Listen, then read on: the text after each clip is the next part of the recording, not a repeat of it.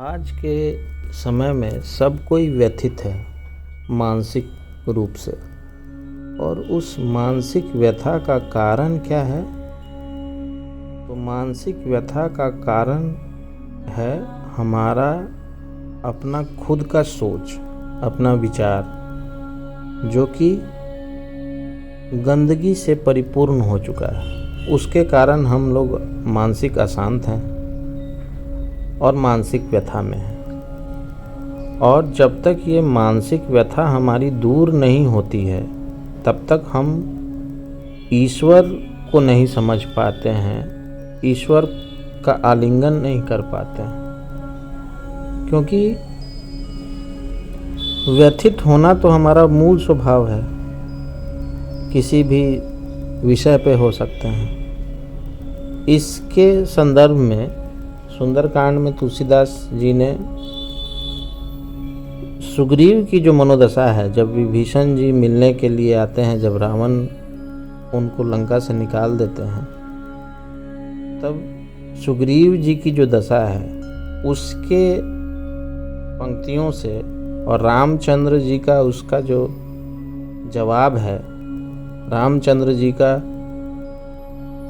जो निष्कर्ष निकलता है उनके प्रति, सुग्रीव के प्रति, सुग्रीव जो बताते हैं उनको, रामचंद्र जी सुग्रीव को आंसर जो देते हैं, उससे हम लोग इस मानसिक व्यथा को समझेंगे कि इस मानसिक व्यथा को दूर कैसे किया जा सकता है और हम लोग अपने आध्यात्मिक दृष्टिकोण से आगे कैसे बढ़ सकते हैं इस जीवन में, और जीवन में अपने सारी व्यथाओं को हटा के और ईश्वर के शरणागत कैसे करना है, इसके बारे में आज के वीडियो में हम समझेंगे। तो पंक्तियां हैं, यही विधि करत सब प्रेम विचारा, आयु सपति सिंधु यही पारा। कपि विभीषण आवत देखा, जाना को रिपु दूत विशेषा।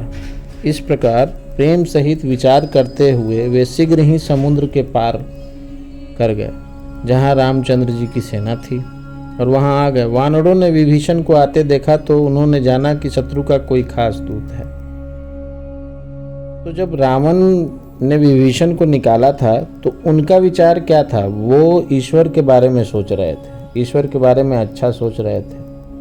बशर्ते वो राक्षस थे, लेकिन उनका जो विचार था वो ईश्वर के प्रति एकदम भावपूर्ण था, अच्छा था। वे अच्छे सोच से जा रहे थे, पॉजिटिव थिंकिंग थी उनकी। और यहीं पे जो सुग्रीव थे उनका कुछ और विचार था। ताहि राखी कपीस पही आए, समाचार सब ताहि सुनाए, कह सुग्रीव सुनहु रघुराई, आओ मिलन दशानन भाई। अब सुग्रीव जी क्या कह रहे हैं कि रामचंद्र जी के पास वे आए और उन्होंने कहा कि हे रघुनाथ जी सुनिए, रावण का भाई आपसे मिलने आया है। कह प्रभु सखा बूझिए काहा, कहीं कपीस सुनहु नर नाहा, जानी न जाई निशाचर माया, काम रूप कहीं कारण आया। अब ये जो द्वंद्व है सुग्रीव जी का, क्या है? तो उस पे श्री रामचंद्र जी ने कहा है कि हे मित्र, तुम क्या समझते हो, तुम्हारी क्या राय है? तो वानर राज सुग्रीव ने कहा है, हे महाराज सुनिए, राक्षसों की माया जानी नहीं जाती। यह इच्छा अनुसार रूप बदलने वाला छली न जाने किस कारण से आया है। अब वो विभीषण को छली कह रहे हैं। सुग्रीव जी की मनोदशा जो है वो ईश्वर के साथ हैं, और तभी भी उनकी मनोदशा क्या है? द्वंद्वपूर्ण है। भेद हमार लेन सठावा, राखहि बांधि मोहि यस भावा, सखा नीति तुम नीकी विचारी, मम पन शरणागत भयहारी। सुग्रीव जी ने कहा कि जान पड़ता है कि यह मूर्ख हमारा भेद लेने आया है, इसलिए मुझे तो यही अच्छा लगता है कि इसे बांध रखा जाए। तो रामचंद्र ने कहा कि हे मित्र, तुमने नीति तो अच्छी कही है, विचारी है, परंतु मेरा प्रण तो है कि शरणागत के भय को हर लेना। लेकिन मेरा प्रण क्या है कि मैं शरणागत का भय हर लेता हूँ। सुनी प्रभु वचन हरस हनुमाना, शरणागत बच्छल भगवाना। प्रभु के वचन सुनकर हनुमान जी हर्षित हो गए और मन ही मन कहने लगे कि भगवान कैसे शरणागत वत्सल हैं, शरण में आए हुए पर पिता की भांति प्रेम करने वाले हैं। शरणागत कहूँ जे तजहि निज अनहित अनुमानी, ते नर पावर पाप में तिने ही बिलो कतहानी। श्री राम जी फिर बोली, जो मनुष्य अपने अहित का अनुमान करके शरण में आए हुए को त्याग कर देते हैं, वे पामर हैं, पापमय हैं, उन्हें देखने से भी पाप लगता है। अब ये ईश्वर की कथनी है जो तुलसीदास जी रामचंद्र जी के बारे में बता रहे हैं। अब इन सब पंक्तियों में एक छुपा रहस्य है, उस रहस्य को अब हम समझते हैं। रहस्य क्या है कि अगर कोई आदमी दुष्ट के संग भी रहता है, लेकिन अगर उसका भाव ईश्वर की तरफ हो जाता है तो वो अच्छा बनने का प्रयास करने लगता है, उसकी थिंकिंग चेंज हो जाती है। थिंकिंग चेंज होने से क्या होता है, उसके अंदर अच्छे विचार आते हैं और वो सिर्फ ईश्वर का ही होना चाहता है, तो ऑटोमेटिक वो अच्छा बन जाएगा। लेकिन हमारा जो स्थिति है, हम मनुष्यों का जो स्थिति है, मूलतः कुछ लोग खराब भी है और कुछ लोग में अच्छाई भी है। मतलब यहाँ बहुत सारे लोग हैं जिनके अंदर खराब अच्छाई क्या है, गुण है। मतलब खराब कुछ लोग हो गए हैं जिनके अंदर कुछ गुण खराब हैं, वे खराब कहलाते हैं। कुछ के अंदर गुण अच्छा है तो वे अच्छे कहलाते हैं। वैसे कोई अच्छा और बुरा होता नहीं है। ईश्वर के लिए तो सब कोई समान है। ईश्वर तो सबको एक ही रूप में मानते हैं कि सबके अंदर वो परमात्मा का आत्मा है, परमात्मा का जीव है, जो परमात्मा का अंश है, हर के अंदर है। तो सब कोई अलग नहीं है, वो बुरा अच्छा तो कुछ है नहीं। लेकिन हम जो मनुष्य हैं, हमारे अंदर हम ईश्वर को सब चीज़ जानते हुए भी हम हमेशा द्वंद्व में रहते हैं। कैसे द्वंद्व में? जैसे सुग्रीव जी विभीषण आ रहा है तो विभीषण जी के बारे में अपने में विचार कर रहे हैं कि ये राक्षस कुल का ही है, ये हमारे पास क्यों आ रहा है, ये दूत बन के आ रहा है, ये हमारा भेद लेना चाहता है क्या? तो ये दुष्ट जो होते हैं वो मायावी होते हैं, उनके अंदर ऐसी ही दुष्टता होती है।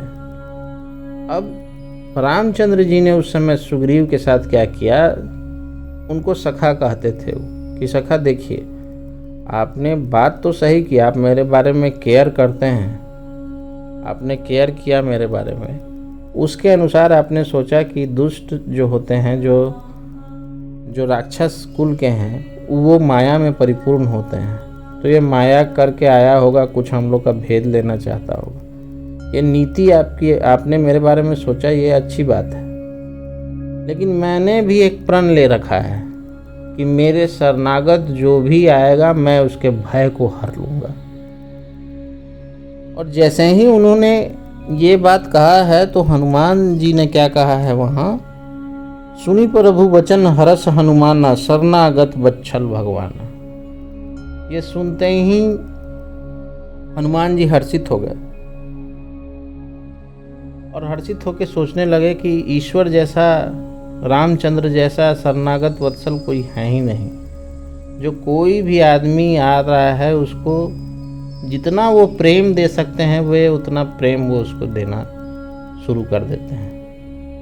अब इस भाव को समझिए और अपने अंदर का हम लोग आकलन करें। हमारे अंदर क्या है कि हम लोग द्वंद्व में हैं, हमेशा से द्वंद्व में हैं। और द्वंद्व इसलिए है क्योंकि हम ईश्वर के साथ रह भी रहे हैं, तभी भी हमें किसी और का बुराई दिखता है, अपने प्रति लगता है कि हमें ये हानि पहुंचा सकता है। वो क्यों? क्योंकि हमारे अंदर जो वो कुरीतियां हैं वे अंदर तक बैठी हुई हैं और हमें हर लेवल पे वो कुरीतियां विभिन्न तरीकों से दिखती हैं। तो ईश्वर का क्या काम है कि ईश्वर का काम है कि हर वो आध्यात्मिक दृष्टिकोण से अगर आप साधना कर रहे हैं और अध्यात्म के रास्ते पे चल रहे हैं, तो आपका जो भय है, आपकी जो विचार हैं, उसको वो हमेशा उसमें से मलिनता को हटाएंगे और उसमें जो भी ज़रूरत है सुधार की, वो सुधार करते हैं। तो उन्होंने सुग्रीव की बात को सुना और सुग्रीव को कहा कि ठीक है, लेकिन मैंने भी एक प्रण रखा है कि मेरे शरण में जो भी कोई आता है मैं उसके भय को ही हर लेता हूँ।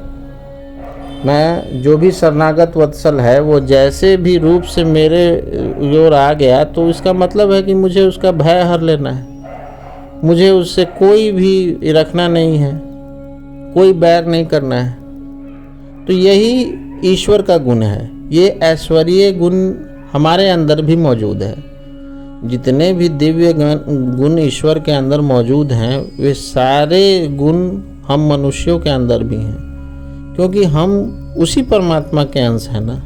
और इस गुण के ही चलते हम भी जाने जाते हैं। मनुष्य को सबसे अच्छा प्राणी इसलिए कहा जाता है क्योंकि हमने वे सारे गुण जो परमात्मा में मौजूद हैं वे हमने अपने अंदर रखा है, क्योंकि हमारे अंदर संवेदना है, वेदना है, प्रेम है, भाव है, विनम्रता है, हर प्रकार की जो शरणागत वत्सलता है, ये हर प्रकार की जो चीज़ें हैं वे हमारे अंदर मौजूद हैं। और जब तक हम ये अपने अंदर नहीं लाते हैं तब तक हम ईश्वर के नज़दीक नहीं पहुंच पाते हैं। जबकि हम ईश्वर का पूजा पाठ भी करते रहते हैं, हम अपने नियम में भी लगे हुए हैं, लेकिन हम अपने अंदर द्वंद्व किए हुए हैं। हम दूसरे आदमी की बुराइयों को देख रहे हैं, हम उसके बुराइयों में अपना इन्फ्लुएंस ड्रॉ कर रहे हैं। जो बुराई हम दूसरे के अंदर देख रहे हैं वो कहीं ना कहीं बैक ऑफ द माइंड हमारे अंदर छिपी हुई है। और तुलसीदास जी ने इन्हीं बातों को समझाया है कि आप जब साधना करते हैं तो साधना में अगर आपकी आगे जो आरोहण होता है, जो आप आगे बढ़ते हैं, आरोहित होते हैं, वो आरोहण क्यों नहीं हो पाता है? आप क्यों नहीं आगे बढ़ पाते हैं साधना में? इसलिए क्योंकि आपके अंदर जो विचार हैं दूसरों के प्रति वे कहीं ना कहीं मलिन हैं। तो उस द्वंद्व को छोड़िए। जो भी कोई ईश्वर के शरणागत होना चाह रहा है, वो कैसा भी आदमी हो, बुरा हो, अच्छा हो, कैसा भी आदमी हो, आप उसको इनकरेज कीजिए कि नहीं ये बात अच्छा है। आप उसके बुराइयों पे ध्यान ना दीजिए। तो हम अगर ये चीज़ बना लें, हमारे समाज में जितने भी लोग हैं, हर कोई तो सर्वगुण संपन्न नहीं है, हर के अंदर कोई ना कोई अवगुण है। ईश्वर ही एक हैं जो सर्वगुण संपन्न है, जिनके अंदर सारे गुण वास करते हैं, और हम उसके अंश हैं, जिसे माया रूपी संसार में भेजा गया है कि इस जकरण को तोड़ के और फिर अपने ही उस स्वरूप में लौट आना है। तो हम क्या है कि उस जकरण में फंस जाते हैं और व्यथित हो जाते हैं। हम कहीं ना कहीं भूल गए हैं अपने आप को, अपने वास्तविकता को, और हम द्रवित हो जाते हैं और हम दुख में चले जाते हैं, हम फंस जाते हैं। हमारा कोई रास्ता नहीं दिखता है कि हम अब कैसे निकलें। हेल्पलेस वाली कंडीशन हो जाती है, जिसको आज के रूप में डिप्रेशन बोलते हैं, अवसाद बोलते हैं, जो आजकल की दुनिया में सबसे ज़्यादा है। आज ये फास्ट लाइफ है और हमारी इच्छाएं इतनी प्रबल हैं कि अगर वो इच्छा नहीं पूरी होती है तो हम अवसाद में आ जाते हैं। और इससे ग्रसित लोग बहुत ऐसे भी लोग हैं जो लोग नॉलेजेबल हैं, जिनके पास बहुत सारा नॉलेज है, जिनके पास बहुत सारा ज्ञान है, किताबी ज्ञान है, लेकिन उनके अंदर वो प्रैक्टिकल ज्ञान नहीं है। जो ईश्वर का ज्ञान होना चाहिए वो उनके अंदर नहीं है। क्यों नहीं है? तो क्योंकि वो ईश्वर के साथ सामंजस्य अपने को नहीं बैठाना चाह रहे हैं। वो अपने अंदर की मलिनता को दूर नहीं करना चाह रहे हैं, और वो चाह रहे हैं कि ईश्वर ही मुझ पर कृपा कर दें। तो ईश्वर तो कृपा करते ही हैं, वो हर क्षण कृपा करते हैं, हर क्षण उसकी कृपा प्राप्त है हमें। हम पे वो इतना कृपालु है, इतना कृपालु है कि उसने हमें ये मनुष्य तन दिया है कि भाई तुम इस मनुष्य तन के जरिए सारे माया के बंधन को झेल के और इसको तोड़ के तुम मेरे पास आ सकते हो। ये संसार का माया जो मैंने तुम्हें जकड़ने के लिए दिया है, तुम इसमें अगर जकड़ोगे नहीं तो यही माया जो है ये तुम्हें मेरे सारे रहस्यों को समझा देगी और तुम मेरे गोद में आ जाओगे।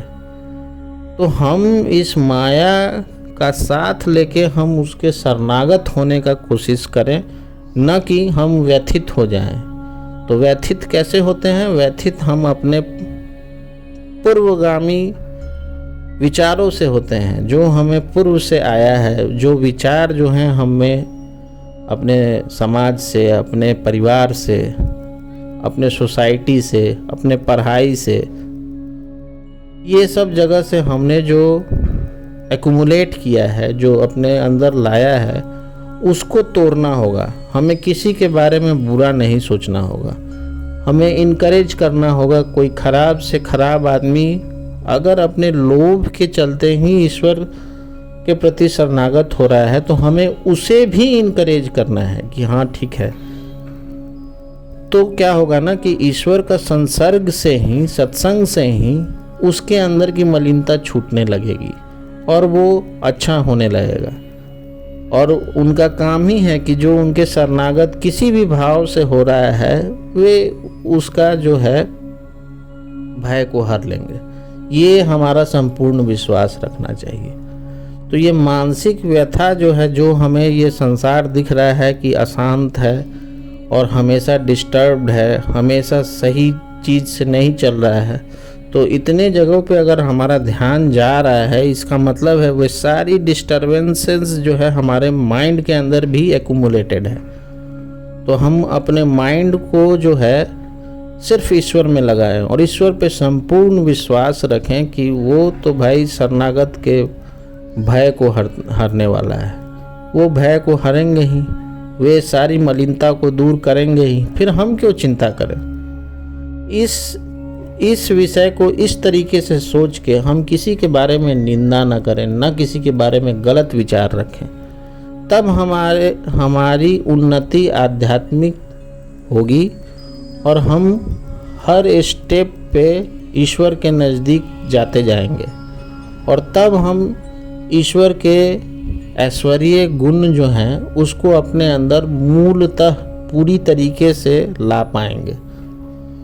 तो हमको बस यही बात समझना है, हमें इसी बात का ध्यान रखना है कि हमको अपने विचारों को गलत होने से रोकना है, माइंड को ट्रेन करना है। अभी तक हमने क्या किया है, हमने जैसे बहने दिया है, जिस तरह से माइंड बह रहा है बहने दिया है। नहीं, इसको ट्रेन करिए एक तरीके से कि ईश्वर के प्रति लगाइए कि ईश्वर सच्चिदानंद स्वरूप है, हमेशा आनंद में है, उसे किसी से कोई मतलब नहीं है, वो और सबसे मतलब है। क्यों? क्योंकि वो तो मोह में नहीं है, वो माया में नहीं है। हमें ये सीखना है कि हमें जब हम ईश्वर में लग गए तो हमारे अंदर भी किसी चीज़ का जकड़न नहीं होना चाहिए, कोई भी चीज़ हमें रोक नहीं सकती है। हम उसके शरणागत हैं, ये बात एक सत्य है और इसी सत्यता को मूलतः अपना लेना है। यही सिद्धांत है आध्यात्मिक, और इसी सिद्धांत पे चल के हम ईश्वर को प्राप्त कर सकते हैं। तो जो जिस स्थिति में है उसको इनकरेज करिए कि वो ईश्वर के प्रति लगे आध्यात्मिक तौर से। उसके लिए ईश्वर बदल सकते हैं, किसी के लिए राम हो सकते हैं, किसी के लिए श्याम हो सकते हैं, किसी के लिए अल्लाह हो सकते हैं, किसी के लिए क्राइस्ट हो सकते हैं, लेकिन हैं तो वो एक ही और हम सब एक हैं। जब हम सब एक हैं तो हम सब उस परम सत्ता को अपना के अपने अंदर सुधार लाके उस तत्व को समझने का कोशिश करें जो हमें हमेशा आनंद में रखता है, समभाव में रखता है, हमें सहज बनाता है, हमें सरल बनाता है, हनुमान जी की तरह भक्त वत्सल बनाता है, भक्ति के प्रकाष्ठा पे ले जाता है। हनुमान की जो विशेषता है उसको समझना है हमें और अपने को उस तरीके से ढालना है। तो यही अध्यात्म का रहस्य है और यही आध्यात्मिक दृष्टिकोण से ज़रूरत है कि हम अपने अंदर सिर्फ ईश्वर का सोच रखें, ऐश्वर्य सोच और पॉजिटिव थिंकिंग, हमेशा अच्छे विचारों से अपने को भरना है। तो आज की वीडियो में बस इतना ही। ओम हंग हंग हनुमंते वायुपुत्राय पंचमुख हनुमते नमः। ओम हंग हंग हनुमंते वायुपुत्राय पंचमुख हनुमते नमः। ओम नमः शिवाय।